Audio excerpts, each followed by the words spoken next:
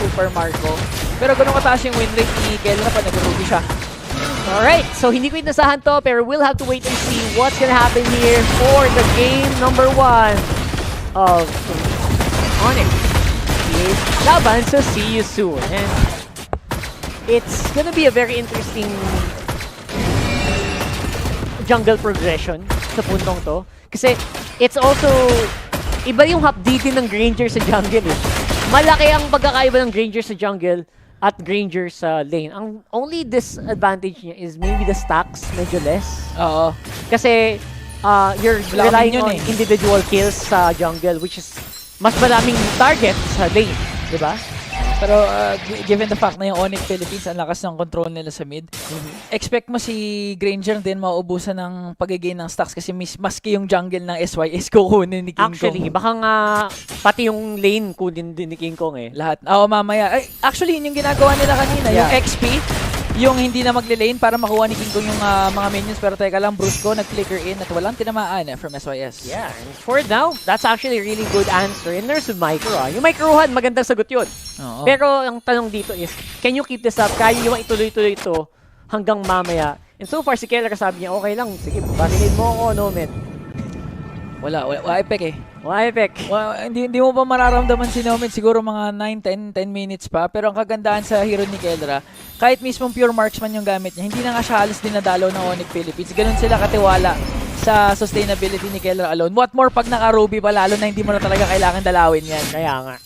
Yun yung makita natin mamaya for sure. Malamang gigitna na sa tore yan. Oo. We'll have to wait and see kasi sa ngayon, si Yusu naman ang nakuha ng unang turtle ng laro na to. Okay, so binigay muna ng Onyx Philippines yung turtle. Ito yung sinasabi nyo kanina na parang know your strengths, play to your strengths. Kung hindi muna natin kaya contest for this turtle, wag muna natin gagawin kasi baka mapaikot pa ng SYS yung kalabasan ng clash. Hindi naman daw kailangan eh. For now, we just need to chill. Oh, Super Friends with a very interesting angle. Maaga na Super Instincts kasi yon. Super Instinct. Kasi ang theory doon, baka kasi Ano? may flicker pa yung show. Pangalawa na ata ng Jeet Kune Do yun eh. Pag tinatlo pa niya tapos flicker, tatamaan si Freeze. Wag mo na hintayin mag-flicker. Tama. Oh, very Inunahan na niya. better safe than Sorry. Ayun. Tama. Very good, very good. Pero at least ito yung early game na hindi makapag-exert yung Onyx PH. No? I think mabagal yung pag-abante ng Onyx PH dito. They're not rushing into kills, which is good. Pero again, okay, mahapdi din ang isang King Kong, mahapdi din si Kirk. Pag pumasok sa Primal Rat, he has to go back off. And Luftz lang. May Z yun. Wala. Natizi brother Oh, na eh. natizi tuloy. Naging honorary tizi tuloy. Pasensya na mga kaibigan. Pero yun din yung sinasabi mo kanina yung kakaiba ng gold na Granger sa jungle na Granger eh. Yung parang hindi siya masyadong magiging as aggressive kasi hintayin pa nga niya mag-stack up. Etong Granger na to. So, teka lang. Ay, na-cancel yung yung ulti dahil Unstoppable force! Brusco. What the heck? The micro. I like it. Brusco na malinis as usual. Ito na nga. Sa ngayon, Super Friends, again, hindi naman, matagal din yung mag-aantay ka talaga. No choice ka kundi mag-antay if you are a Sicilian. Pero, pag may nahuling isa, sunod-sunod na yan, and kita mo naman si Brand TZ, hindi na nakasagot pa. First blood going over to Onyx PH. Sabi ni Kelra, hindi na pwede na maghintay. Walang nangyayari. Ako nagagawa ng mangyayari dito. Ang ganda ng paghuli niya doon kay Brand TZ. Wala ka agad show for the incoming turtle. Kaya naman Onyx Philippines, kung binigay nila yung turtle kanina nung una, ngayon sila naman nakukuha pa ni si Brusco, mayroon pang nahila. And napakagandang hila doon. Walang Fury, walang anything to answer back. And Kelra, dalawa na hila na naman. Nakakasama pa dito kay Kirk. Beautiful movement mula dito sa Onyx PH. Sunod-sunod na ang kanilang pag-arangkada. Even under the turret, sumasayaw sila. Sabi natin kanina, hindi na kailangan dalawan si Kelra. Si Kelra pa mismo yung Siya dadalaw. mismo dumalaw, men. Ganda ng huli, dalawa ka agad. Yung nakasecure doon ni Kelra.